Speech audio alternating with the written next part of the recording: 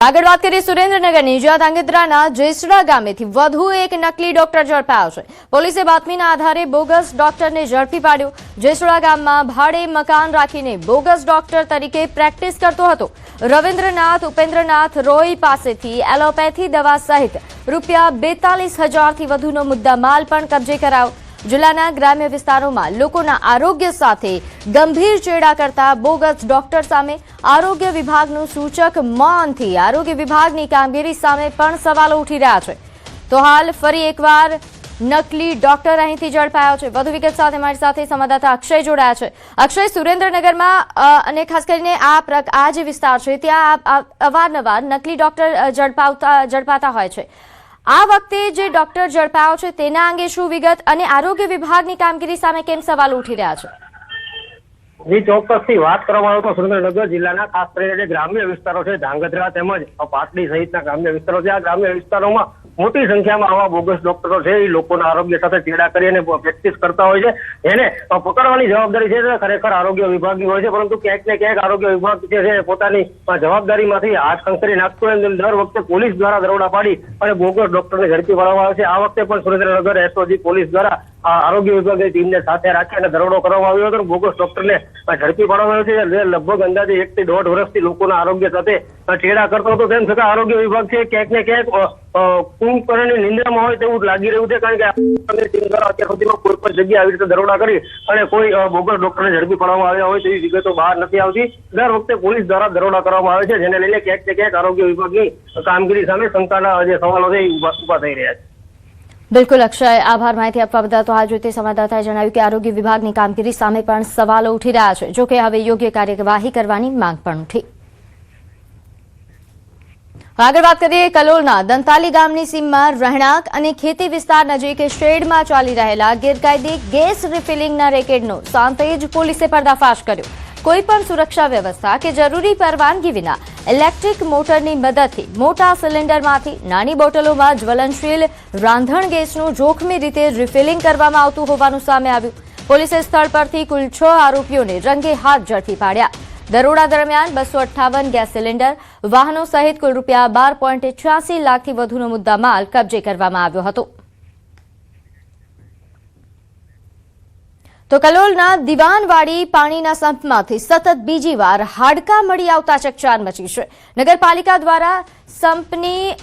સફાઈ કરીને green net બાંધી હોવા છતાં પુનઃ સંપના પાણીમાં હાડકાં મળી આવ્યા હતા। કાલોલનો આ બનાવ છે, જ્યાં સફાઈ કરેલા સંપમાં ફરી હાડકાં જોવા મળતા નગરપાલિકા તંત્ર એક્શન મોડ પર આવ્યું છે। સંપના પાણીમાં હાડકાં નાખવા મુદ્દે અજાણ્યા વ્યક્તિ સામે ચીફ ઓફિસરે કાલોલ પોલીસ મથકે ફરિયાદ નોંધાવી છે। અગાઉ સંપની સફાઈ દરમિયાન પશુઓના હાડકાં મળી આવતા નગરજનોમાં ભારે રોષ ભભૂકી ઉઠ્યો હતો। દિવાનવાડી પાણીના સંપમાંથી પીવા માટે પાણીનો ઉપયોગ કરતા નગરજનોના આરોગ્ય સાથે ચેડા કરવાની કથિત પ્રવૃત્તિ જણાઈ। નગરપાલિકા દ્વારા પાણીના સંપને દૂષિત કરવાના પ્રયાસ કરનારને પકડવા માટે સીસીટીવી કેમેરા ફિટ કરવામાં આવે તે અત્યંત જરૂરી છે। સંપમાં હાડકાવાળું જે આ પાણી કે જેનો ઉપયોગ કરતા નગરજનોની ધાર્મિક લાગણી પણ દુભાઈ રહી છે। વધુ વિગત સાથે મારી સાથે સંવાદદાતા રાજેશ જોડાયા છે। રાજેશ, દિવાનવાડી પાણીના સંપમાં જે હાડકાં મળવાનો મામલો છે, શું છે સમગ્ર વિગત? ચોક્કસ પંચમહાલ જિલ્લાના કાલોલ નગરમાં આવેલી જે દિવાનવાડી પાણીનો સંપ છે તેમાંથી 5 જેટલા જે વોર્ડ છે તેમાં રહીશોને પાણી પૂરું પાડવામાં આવે છે। અને 2 દિવસ અગાઉ જે આ પાણીને ટાંકી અને સંપની સફાઈ કરવામાં આવી હતી ત્યારે પશુઓના જે હાડકાં મળી આવ્યા છે, જેને લઈને નગરજનોમાં ભારે રોષ જોવા મળી રહ્યો હતો, જેથી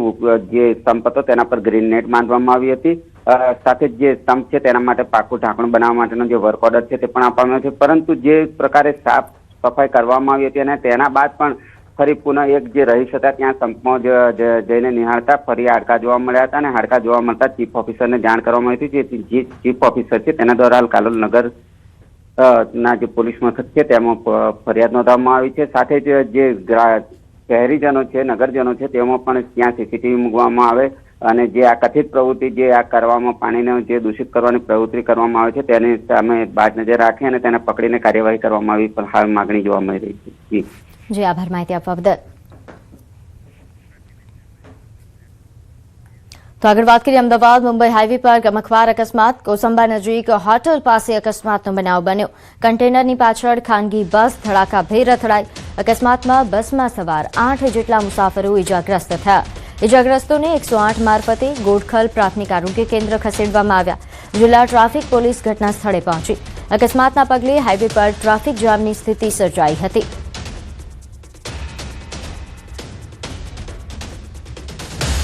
હવે આગળ વાત કરીએ અમદાવાદમાં સિલજની આનંદ નિકેતન સ્કૂલ વિવાદ મામલે નોંધનીય છે કે અહીં આનંદ નિકેતન સ્કૂલ સામે બજરંગ દળનું વિરોધ પ્રદર્શન શાળાએ રાષ્ટ્રગીત અને પ્રાર્થના બંધ કર્યાનો આક્ષેપ બજરંગ દળ દ્વારા વિરોધ પ્રદર્શન કરવામાં આવ્યું આનંદ નિકેતન સ્કૂલ શિલજ ખાતે કાર્યક્રમ જેમાં અગાઉ નાસ્તામાં કાચનો ટુકડો નીકળતા વિરોધ કરવામાં આવ્યો હતો આ ઉપરાંત ત્યારે અન્ય પણ ઘણા આરોપો લાગ્યા હતા જેને લઈને હવે વિરોધ થઈ રહ્યો છે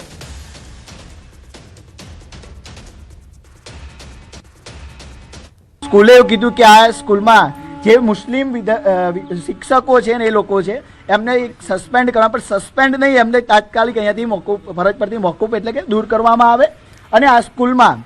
પ્રાર્થના અને રાષ્ટ્રગીત શરૂ કરવામાં આવે બજરંગ દળનો આજ કાર્યક્રમ છે આ સ્કૂલમાં અમે આજે પ્રાર્થના અને રાષ્ટ્રગીત બંને કરીશું હા મલાલા પુસ્તક જે આપવામાં આવ્યું એ લોકો એવું કહે છે કે ભાઈ આ સોશિયલ એક્ટિવિટીઝ છે તો ભાઈ જીજાબાઈ અને ઘણા એવા આપણા ભારત દેશમાં રહેતા એમને પણ વીર આપણી મહિલાઓ તો એમના પણ પુસ્તકોનું વિતરણ થવું જોઈએ ચોક્કસ એક ધર્મનો પ્રચાર પ્રસાર માટે આ પુસ્તક આપવામાં આવ્યું હોય તો બજરંગ દળ એનો કાયદેસર વિરોધ કરે છે આનંદ નિકેતન સ્કૂલ પર નાસ્તામાંથી કાચનો ટુકડો નીકળ્યો વિવાદ થઈ રહ્યો છે દ્રશ્યમાં જોઈ રહ્યા છો આજે પણ બજરંગ દળના કાર્યકર્તાઓ દ્વારા શાળા પર વિરોધ પ્રદર્શન કરવામાં આવ્યું હતું તેઓનો આક્ષેપ છે કે શાળાની અંદર છેલ્લા કેટલાય સમયથી પ્રાર્થના કરવામાં આવતી નથી રાષ્ટ્રીય ગીત ગવડાવવામાં આવતું નથી બજરંગ દળના કાર્યકર્તાઓ છે જ્યારે તેઓ અહીં વિરોધ માટે પહોંચ્યા ત્યારે દરવાજો બંધ હતો શાળાનો દરવાજો કેટલાક લોકો શાળાનો દરવાજો ખોલીને આવ્યા હતા કેટલાક લોકો દ્વારા આ જે લોક હતું તે લોક તોડીને ત્યારબાદ અહીં આવ્યા હતા આપણી સાથે ઉપપ્રમુખ છે તેમની સાથે વાત કરીશું શું કહેશો હિરેનભાઈ આજે વિરોધ કેમ છેલ્લા ઘણા સમયથી આનંદ નિકેતન સ્કૂલમાં જિહાદી ષડયંત્ર ચાલતો એવી રીતે ઇનડાયરેક્ટલી મુસ્લિમ શિક્ષકોને મુસ્લિમ મેનેજમેન્ટ રાખીને રાષ્ટ્રગીત બંધ કરાવડાવ્યું પ્રાર્થના બંધ કરાવી અને માલાલાના નામના સોશિયલ એક્ટિવિટીઝનું એને પુસ્તક પ્રચાર કરવા માટે કર્યું ઇનડાયરેક્ટલી ક્યાંક ને ક્યાંક હિન્દુ ધર્મને દબાવીને બીજા ધર્મને પ્રમોટ કરવાનું આ ષડયંત્ર ચાલતો એના વિરુદ્ધમાં બજરંગ દળ છે આજે આપ જ્યારે અહીંયા આવ્યા ત્યારે સ્કૂલ ઉપર આપ અંદર જવાના હતા શું પરિસ્થિતિ હતી ત્યારબાદ શું કર્યું સ્કૂલના સત્તાધીશો બજરંગ દળથી ડરીને લોક મારી દીધું હતું પણ આ તો બજરંગીઓ છે આ તો બજરંગીનું સ્વરૂપ છે લોક તોડી દીધું અને બજરંગ દળના કાર્યકર્તાઓ અંદર પ્રવેશ કર્યા છે તો આપ જોઈ શકો છો હાલમાં જે તમામ બજરંગ દળના કાર્યકર્તાઓ છે તે સ્કૂલમાં પ્રવેશ્યા છે અને શાળાની અંદર તેમણે પ્રાર્થના અને રાષ્ટ્રગીત પણ કર્યું હતું કેમેરામેન અમિત શર્મા સાથે ઋત્વિક સોની ન્યૂઝ 18 ગુજરાતી અમદાવાદ હવે આગળ વાત કરીએ સુરતની જ્યાં અડાજણમાં અજગરનું રેસ્ક્યુ કરવામાં આવ્યું અજગરના બચ્ચા કે જે મળી આવ્યા બાદ વન વિભાગે રેસ્ક્યુ કામગીરી કરી હતી નોંધ્ય છે કે વન વિભાગને જ્યારે જાણ કરવામાં આવી ત્યારે તાત્કાલિક સ્વયંસેવકોએ સાવચેતીપૂર્વક રેસ્ક્યુ કામગીરી કરી હતી બાદમાં અજગરના બચ્ચાને વન વિભાગને સોંપવામાં આવ્યું તો જોઈ શકાય છે કે ખૂબ મોટું એવું અજગરનું બચ્ચું કે જેનું રેસ્ક્યુ કરવામાં આવ્યું હતું અહીં અડાજણમાં આ પ્રકાર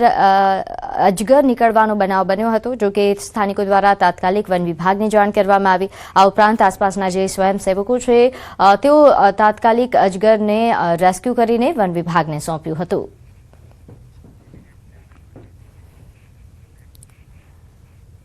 તો પાટણના સમી તાલુકામાં નાયબ કાર્યપાલક ઇજનેર સામે આક્ષેપો કરાયા છે શુભમ કુમાર સિંઘલ સામે વિકાસ કામોના બિલ પાસ કરવા માટે 2% કમિશન માંગ્યાના ગંભીર આક્ષેપો લાગ્યા છે તાલુકા જિલ્લા પંચાયતના પ્રતિનિધિઓ અને સરપંચોએ આક્ષેપો સાથે સમી કચેરીએ રજૂઆત કરી હતી દરમિયાન અધિકારીએ મીડિયા સમક્ષ જવાબ આપવાનું ટાળીને કચેરી છોડતા અરજદારોમાં રોષ ફેલાયો હતો રજૂઆત સાંભળ્યા વગર જ જતા રહ્યા હોવાનો આક્ષેપ સાથે પ્રતિનિધિઓએ કચેરી પરિસરમાં વિરોધ અને નારેબાજી કરી સમગ્ર મામલે તપાસ અને કાર્યવાહી કરવાની માંગ ઉઠી રહી છે જો કે અધિકારી તરફથી હજુ સુધી કોઈ સત્તાવાર પ્રતિક્રિયા સામે નથી આવી